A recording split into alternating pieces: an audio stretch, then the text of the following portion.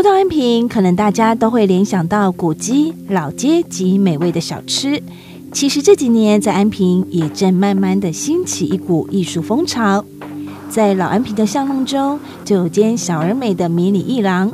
总监王丽芬利用室内仅2.5平的空间，却打造出精致的艺文展览场。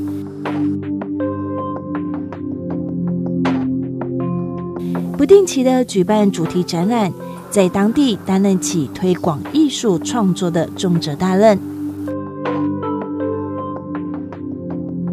目前展出的春日茶器巨展就收集了全国著名的陶艺家所制作的茶器进行展出，吸引许多艺术收藏家前来挖宝。那我们看到早期的一个壶哈，它有几种基本的款哈，像这个就是提梁壶，好，就是说它是有一个高手把的哈，这样子的一个茶壶哈是提梁壶。那更多的一种喝法，好，是一个正把壶。各位可能都使用过宜兴的紫砂、朱泥，然后我也要建议各位也可以用台湾的盐矿壶，像这个是台湾的陶艺家李仁美老师，最新把瓷土跟台湾的921的这样子的盐矿的陶土把它结合起来的一个非常适合各种茶型的一种适合台湾茶、乌龙茶的一个正把壶。那像我们说有一种壶比较特别啊，它叫做飞天哈，就像一个天女散花的一个飞天那个乐舞俑哈，它的一个姿态啊，这个茶的茶壶的壶把啊，它可能是向上的一种非常飘扬，一种非常优雅的。好，然后其他的构造都跟我们的正把壶、提梁壶是一样的。这个是我们台湾的北部的王正和老师的一个柴烧壶。好，过去柴烧壶在整个两岸的系统带动了非常重大的一个大家的喜好啊，因为柴烧的高温以及它的在窑温的气氛的变化，影响了大家喝茶的多了很多的趣味。那这样子的一个北方的喝绿茶哈，因为天冷，所以有盖子，这个是大概从清初以来的一个传统哈。那当然这个盖杯哈也是有大有小的容量，也可以把盖杯直接拿来做一个冲泡的一个简易的一个壶哈。事实上，我们现代人如果能够学习这样子的一个尝试盖杯的话，其实把茶叶投进去。好，用一种茶叶先放的下头法，然后再注茶水，好，然后盖子盖起来，大概你需要的时间，然后把它这样稍微把它盖子剥离一下，然后茶汤就出来，茶叶也很好清理。哎，所以现代人如果你不嫌麻烦，我们也建议可以用这样子的天地人三才的盖杯来饮用。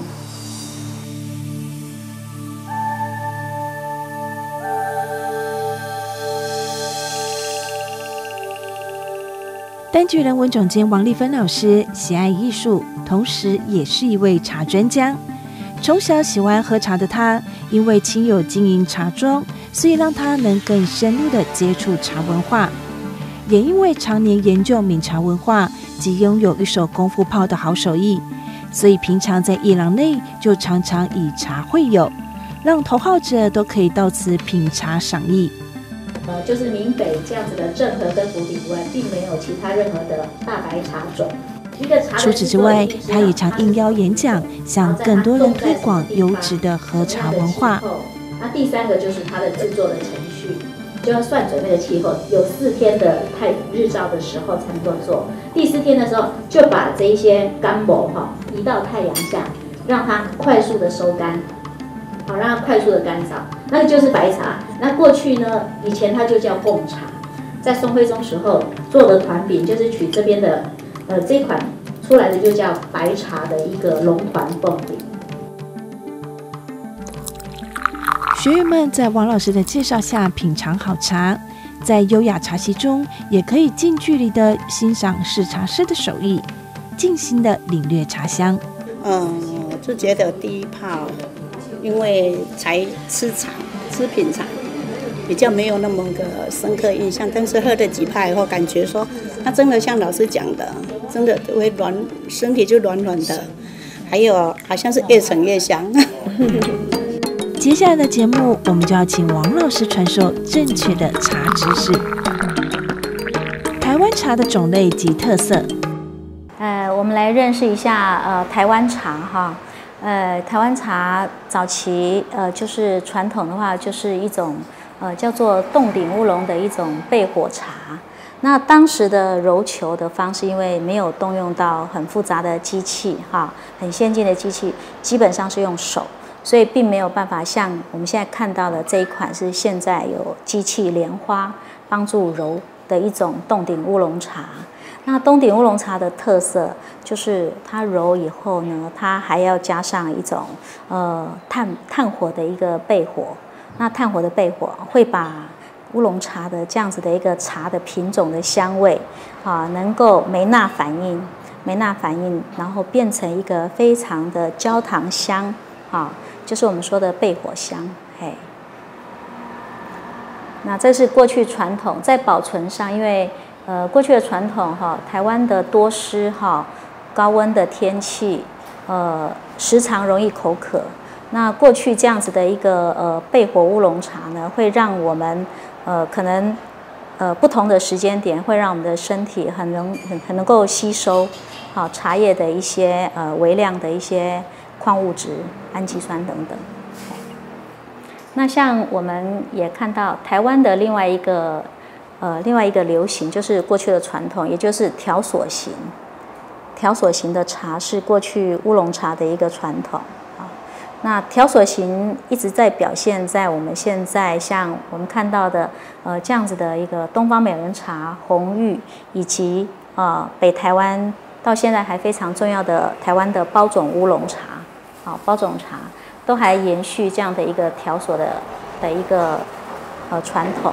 您到过鱼池，也就是到过日月潭，通常所有的人都会想要尝一口当地鱼池特产，就是台茶18号红玉。台茶18号红玉，它因为它用的母种是缅甸的大叶种，然后它的副种是用台湾的山茶，所以它有非常保留一种品种的一种奔放。以及浓郁。那红玉的话，它喝起来口感，会有微微的薄荷凉香，然后会有我们说的那个肉桂的一种夹舌的一种感受跟一种香气。也就是说，红玉呢，它本身是在春末夏初的一个茶性然后非常适合在鱼池这样的一个充满水汽。但是整个气候的一种温暖潮湿的特性，是它所非常适合的。所以台茶18号红玉，在我们目前大概是全球的一个红茶比赛里面都能够拿到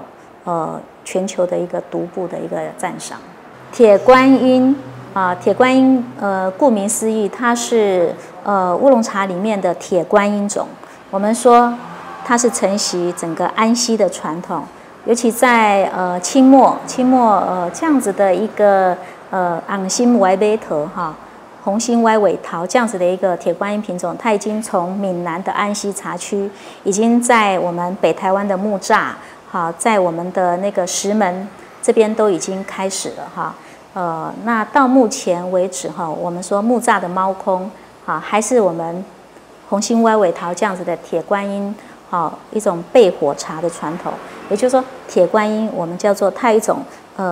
矿物质极为饱满的，好像喝到那种铁的韵味的一种观音韵。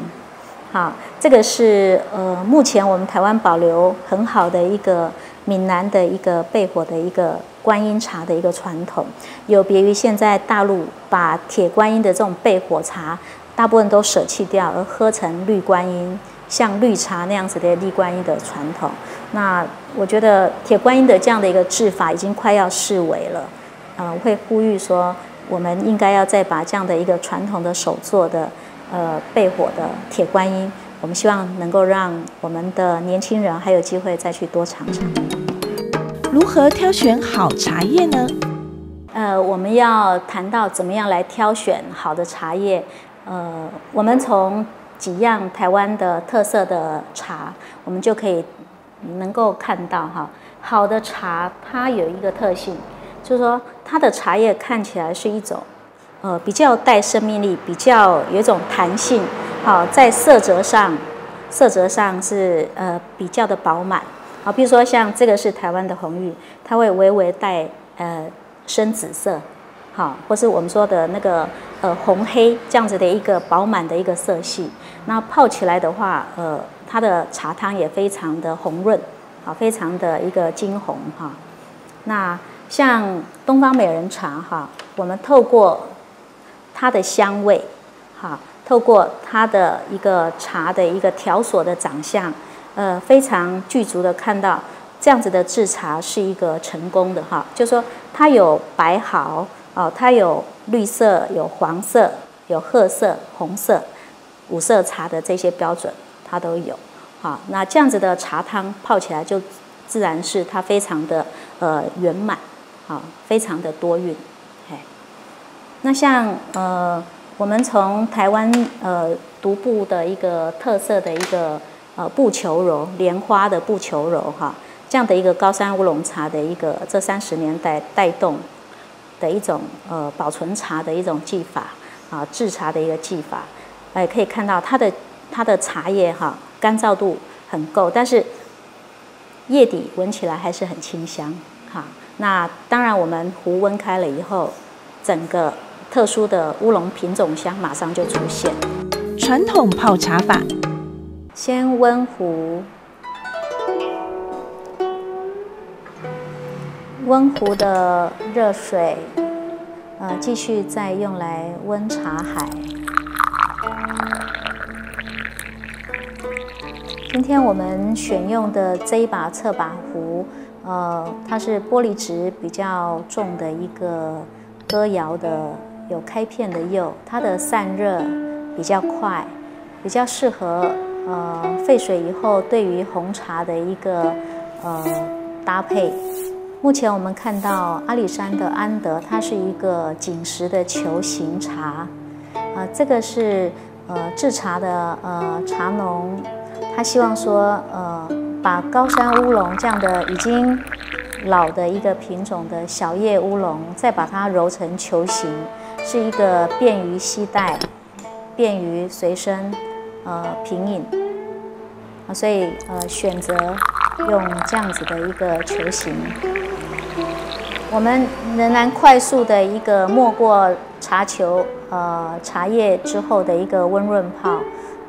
快速的把茶汤出来。这个是一个醒茶的一个紧结的球形，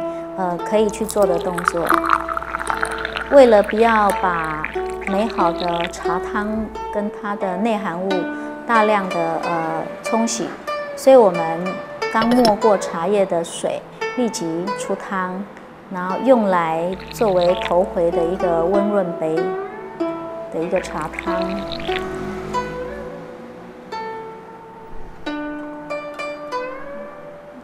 行茶的一个礼仪采中轴线，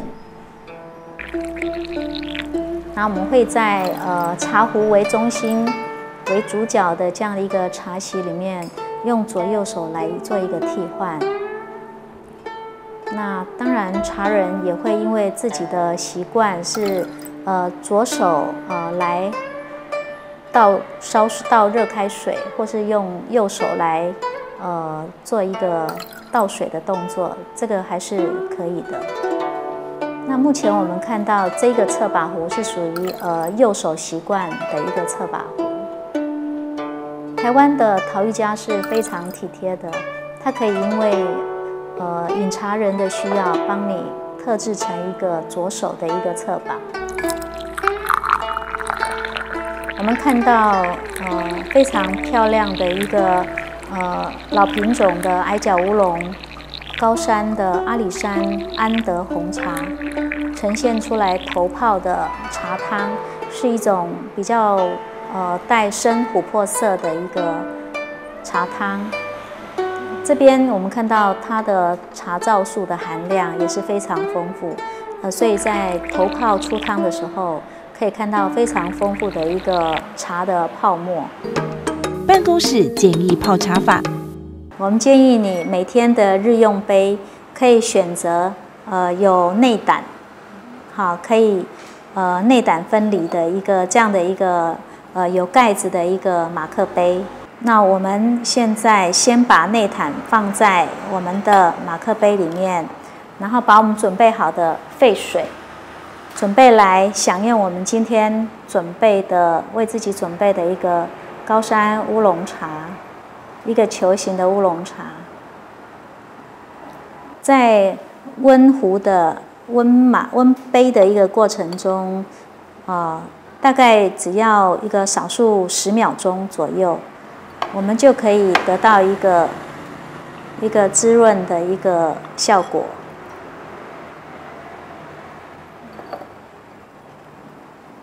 然后我们可以把这样的水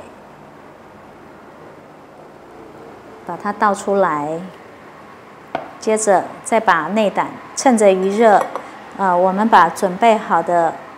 高山乌龙或是我们喜欢的茶，把它投下去。然后接着我们就可以用高温、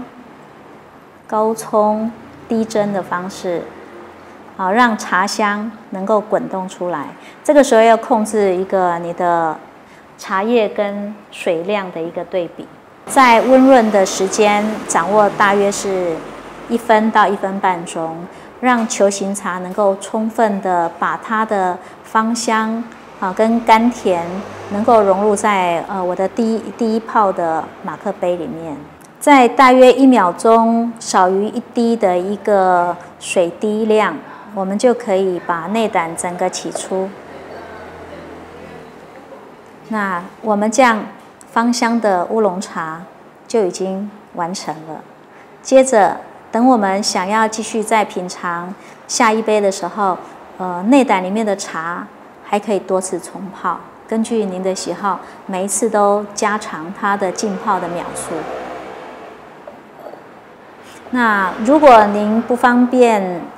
有内胆直接马克杯的话，我建议就是我们可以去准备我们平常的一个茶袋，把我们喜欢的茶品投到，甚至可以选用这样的立体茶袋，那直接投进马克杯，直接冲。那当我们的浸泡的时间够的时候，再把茶袋整个拿出来。这个是非常大家能够每天可以首选的一种简易的喝茶方式。冷泡茶这样泡最好喝。我们现在就来选几款我们特别推荐的台湾的乌龙茶，来作为平常的冷泡茶。我会建议各位，如果你喜欢这样子有这一种炭焙香喝起来特别的甘甜度是一种比较浓郁的一种口感，我建议您可以选择在冷泡茶的时候用冻顶乌龙。那如果你喜欢的是非常的高山鲜爽的话，是我们可以选择我们台湾的几大山头的一个高山乌龙茶。这样出来的浸泡以后的冷泡茶，能够让你透过矿泉水，透过冰过的一个冷泡茶，更能够体会到高山的一个冷冽、一个甘甜的一个乌龙茶香。那如果您是个人特别喜爱一种蜜香的选择的话，东方美人茶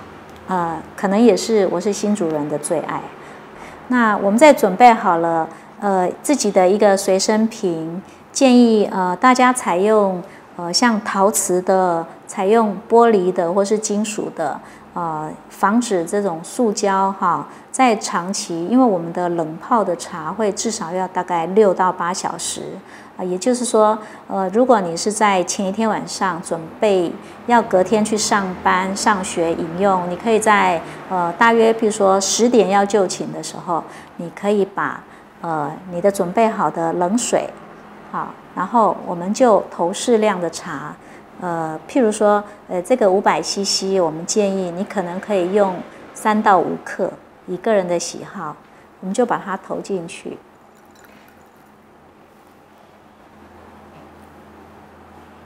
转紧。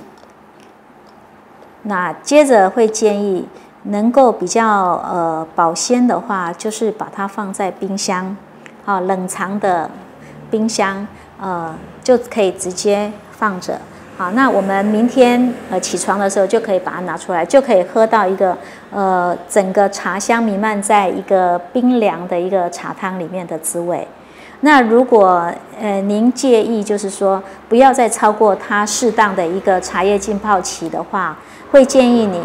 如果你选择的是有一个另外可以拿掉的一个滤盖的这样子的一个随身瓶是更恰当。也就是早上您要喝的时候，把里面的滤网取掉，茶叶取掉，那只喝您选择的一个6到8小时的一个浸泡时间，也就是一个最佳的品饮。那已经滤掉的茶叶就不能够再饮用。正确保存茶叶方法，我们通常在购买茶叶的时候都会看到，就是它上面的包装的说明书，好，或是上面贴的标签都是写2年份的一个赏味期。其实茶叶当然不止2年，各位知道我们很流行老茶，但是我们整个茶叶在食品管理，它是属于食品，所以食品的最长的一个年限赏味期就是2年。